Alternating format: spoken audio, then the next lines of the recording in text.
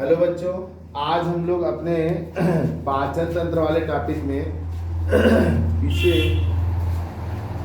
Last समय में आपको हमने बताया था पहला पढ़ा था क्या अंतर्ग्रहण, दूसरा बताया था पाचन।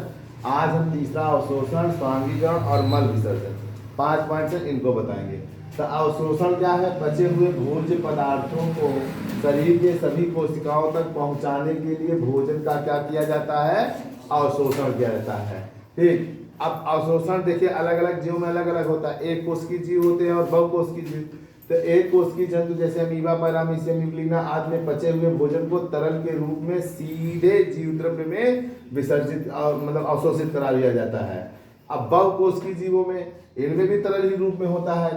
यहाँ पर क्या होता है कि कोशिकाओं की संख्या अधिक होती है, तब भोज्य पदार्थों को कोशिकाओं तक पहुंचाने के लिए तरल माध्यम की आवश्यकता होती है। यहाँ माध्यम तरल होगा, तो माध्यम सबसे बढ़िया कौन होता है? रुधिर होता है या लसिका होती है। तो रुधिर और लसिका इसका कार्य करते हैं माध्यम का, ठीक, भोज्य पदार्थों को ले जाने का। कशेरुकी जीव में छोटी आंत, जितने कशेरुकी जीव हैं, हम सब कशेरुकी जीव हैं, में छोटे आंत में, स्मॉल इंटेस्टाइन में उंगली के समान ऐसे प्रवर्ध निकले होते हैं, बहुत सारे लाखों। ये प्रवर्ध क्या कहलाते हैं? रसांकुर। क्या कहलाते हैं? रसांकुर। जिसे हम लोग क्या कहते हैं? विली। विली क्या करता है? भोजन का अवशोषण करते हैं और अवशोषित भोज्य पदार्थों को रुधिर कोशिकाओं तक ले जाते हैं, फिर वहीं से पूरे शरीर में फैला दिया जाता है। अब आता है बच्चों स्वांगीकरण, एसिमिलेशन। अवशोषित भोज्य पदार्थों को कोशिकाओं द्वारा ग्रहण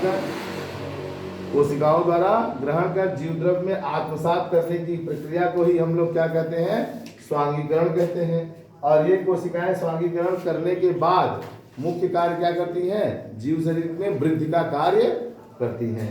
मल विसर्जन, जब भोज्य पदार्थ का अधिकांश भाग अवशोषित हो गया और स्वांगीकृत भी हो गया, तो बचा शेष पदार्थ जो अब आपके काम का नहीं है, वह क्या कहलाएगा? अपशिष्ट पदार्थ कहलाएगा। क्या कहलाएगा?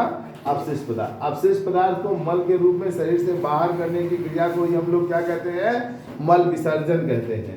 जिन जंतुओं में आहार नाल पाया जाता है, आहार नाल का एक सिरा जिसे आप मुख कहते हैं, यहाँ से भोजन ग्रहण किया जाता है, और दूसरे सिरे जिसे आप मलद्वार या गुदा कहते हैं, वहां से इसको बाहर किया जाता है।